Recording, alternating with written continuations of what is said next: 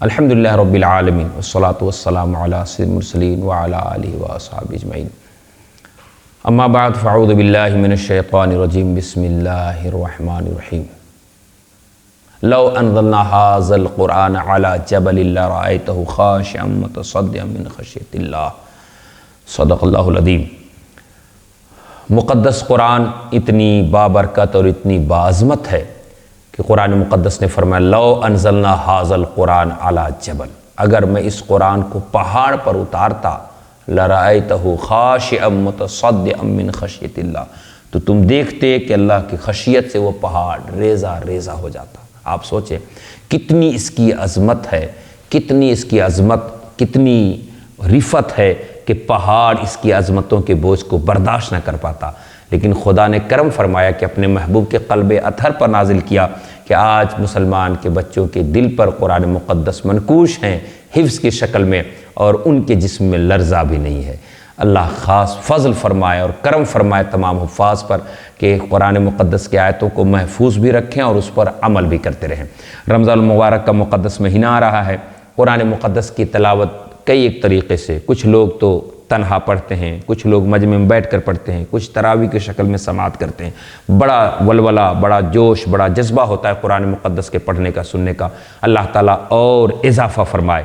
لوگوں قرآن مقدس سے محبت ہونی چاہیے، اس لیے کہ واحد یہ کتاب ہے، آئی تو آسمان سے بہت سے کتابیں، 100 صحیفے آئے، مگر محفوظ آج بھی اپنی اصلی شکل میں یہی مقدس کتاب قرآن ہے۔ اس کی وجہ یہ ہے کہ اور کتابیں اللہ نے نازل فرمائی، اس کی حفاظت کی ذمہ داری اس امت کو دیا، لیکن قرآن کو نازل کر کے فرمایا اِنَّا نَحْنُ نَزَّلْنَا الذِّكْرَ وَإِنَّا لَهُ لَحَافِظُونَ، قرآن کو ہم نے نازل کیا اور اس کے محافظ ہم ہی ہیں۔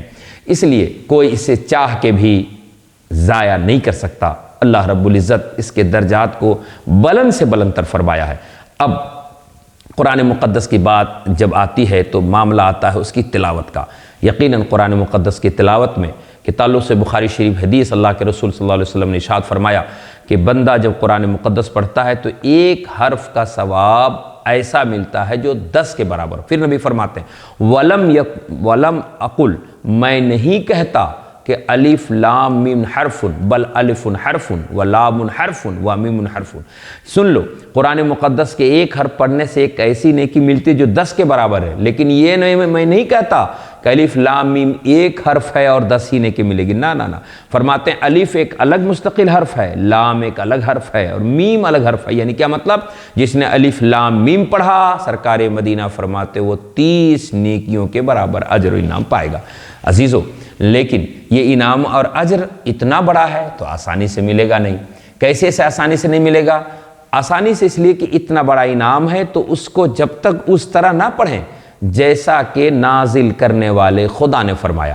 تو سورہ مزمل 29ویں پارے میں رب قدیر نے فرمایا کہ قرآن کو تجھے کیسے پڑھنا ہے۔ فرمایا وَرَتِّلِ الْقُرْآنَ تَرْتِيلًا، اور قرآن کو ترتیل کے ساتھ پڑھو۔ ترتیل کا معنی آتا ہے تجوید کا، یعنی قرآن میں جو حروف ہیں الگ الگ، اس کے الگ الگ منہ سے ادا کرنے کے لیے جگہیں متعین ہیں، تو جو حرف جہاں سے ادا ہونا چاہیے جب قرآن کی تلاوت کی جائے تو اس کا لحاظ کیا جائے، ان حروف کو وہاں سے ادا کریں۔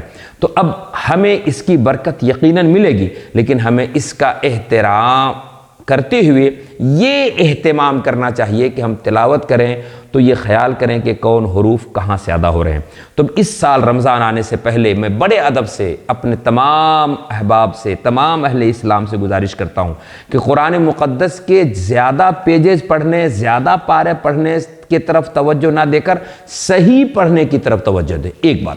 دوسری بات یہ ہے کہ قرآن کیا کہہ رہا ہے اس کی طرف توجہ دیں، لیکن نمبر 1 پر یہ رکھیں کہ قرآن ہم کیسے پڑھ رہے ہیں۔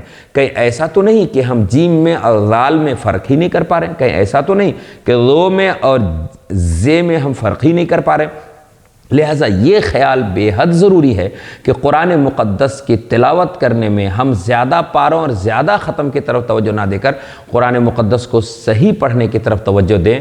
سبحان اللہ۔ اور ساتھ ہی ساتھ اپنے بچوں کو بھی تلقین کریں جو قرآن مقدس پڑھائیں، کیونکہ قرآن مقدس جب آپ پڑھائیں گے تو اب آپ نے قرآن مقدس پڑھایا اپنے بچوں کو یا دوسروں کو، اس پر تو ایک اسپیشل بہت زبردست انعام ہے۔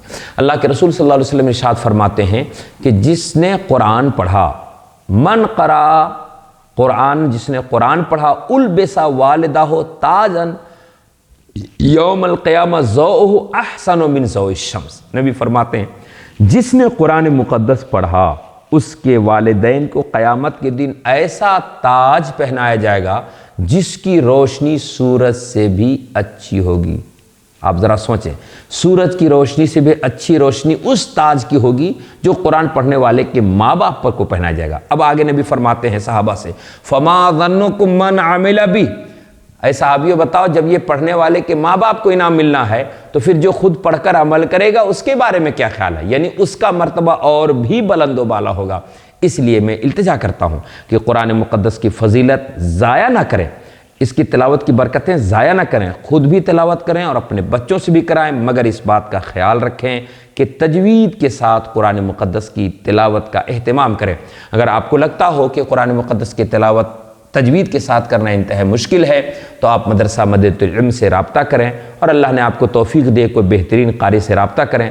بہت پیسے آپ دنیاوی معاملات میں، اچھے کپڑے میں اور دیگر چیزوں میں خرچ کرتے ہیں، اللہ توفیق دے اچھے کپڑے پہنیں، مگر اللہ سے یہ بھی توفیق مانگیے کہ اس کے قرآن کو اچھے سے تلاوت کریں۔ اس کے لیے اگر آپ سینٹر سے رابطہ کرنا چاہیں تو ہمارے پیر خاں پور مدرسہ سینٹر میں ہم سے رابطہ کریں، انشاءاللہ تعالیٰ آپ کے اور آپ کے بچوں کے قرآن مقدس کی صحت کے ساتھ تلاوت کا یہاں انتظام ہے۔